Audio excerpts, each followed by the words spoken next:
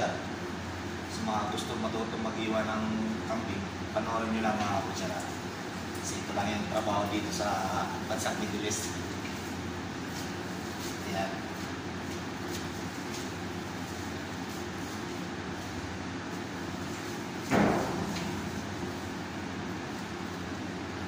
Kita nyo yung mga kabutsa, ganyan lang yan. Ayan. Tapos, hatiin nyo sa gitna. May balik dyan. Dyan. Eh, block na yun. May video na rin. Load block, okay? Thank you. Hatiin. Okay? Ganon. Ito naman, sunod. Shoot. Ano? Apa kaya? Matunin? Matunin kaya ka? नहीं खाएगा बाद में खाएगा नहीं आपका कैसा है वो हिंदू का है मटन खाएगा असल का ज्यादा खाएगा मुस्लिम हाँ मुस्लिम ज्यादा खाएगा बीफ का बहुत खाएगा आसान देखो कितना खाएगा आसान और दूसरा आदमी का सब्जी खाएगा बस वो मच्छी नहीं चिकन नहीं गोश्त नहीं पूरा सब्जी खाएगा बस Nepali gano'n ang salita ng Hindi mga kabutsa.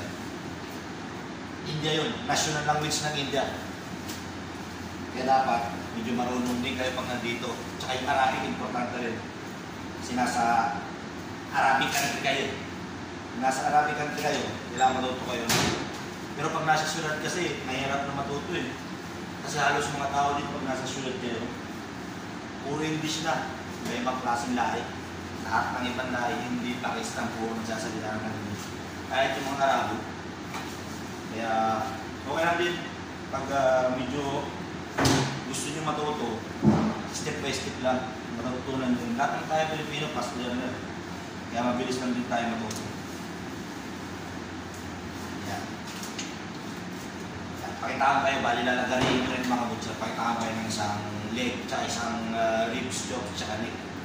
Pag nilagari sa ano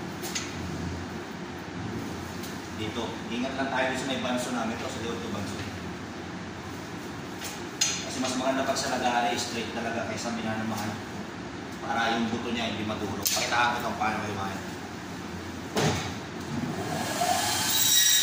Bali, puro kalahati yan mga muso.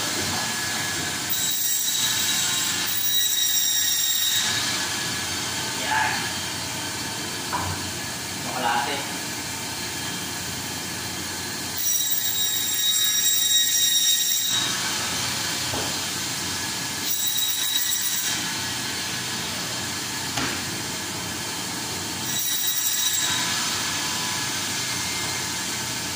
Normal yung bag. Nagarego.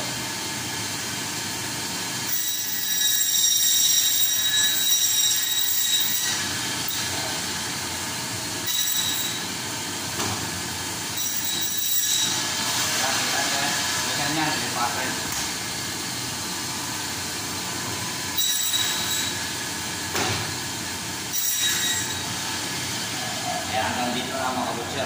Sana kayo matutunan kayo. God bless.